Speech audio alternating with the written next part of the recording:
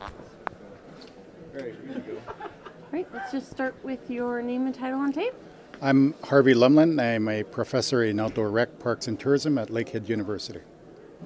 Tell us a little bit about what you are teaching the students in this program.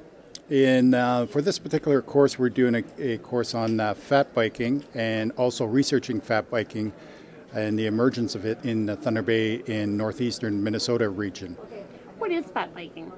Fat biking is basically it's a specialized bike with wider rims, wider tires. It's more of a bike customized for the winter time, and it provides access to trails. And basically, if you have studded tires, you can go out on ice, on rivers, on lakes, and it just basically you can go biking at any time of the year with these bikes. So in a climate like Northwestern Ontario, it's especially useful?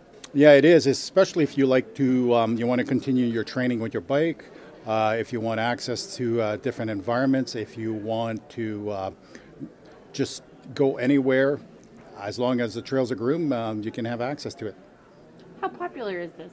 Did it just recently get popular in our area? It's a really young recreational activity. It's, in terms of commercial bikes, the accessibility and the universal accessibility of them is only about 5 to 6 years.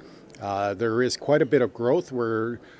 That's one of the things that we're trying to research is how big actually it is. It's all over the world now, which was one thing I wasn't aware. I knew it was big in North America and in this region, but activities and events are being held all over the world celebrating these things.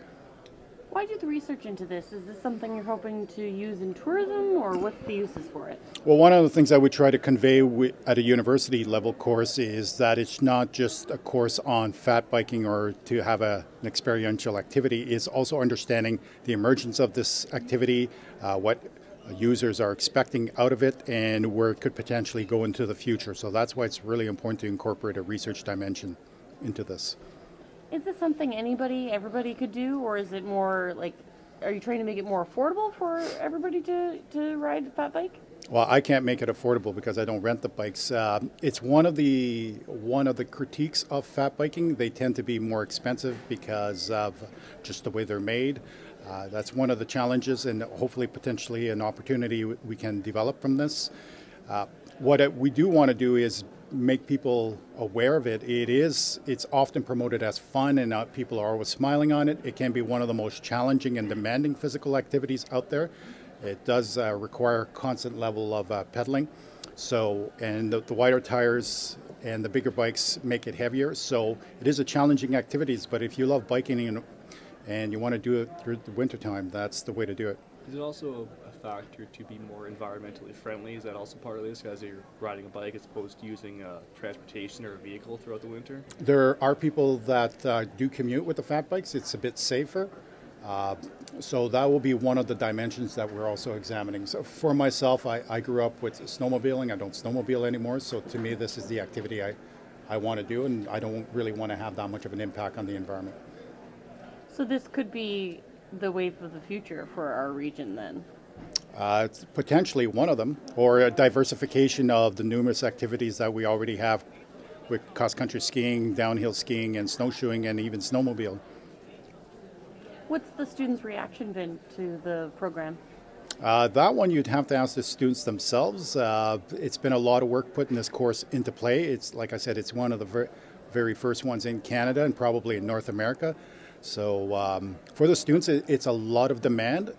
We are going into the field quite a bit. The research component can be quite demanding. There's also course involvement. So we are expecting a lot out of them. And so far, it seems like all of our students have been highly dedicated and involved in the course. What do you have them do?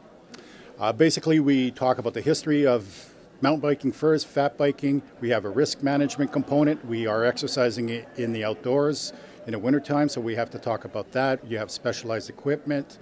We have to bring in gear. So all of these requirements add up in time and add up in classroom material.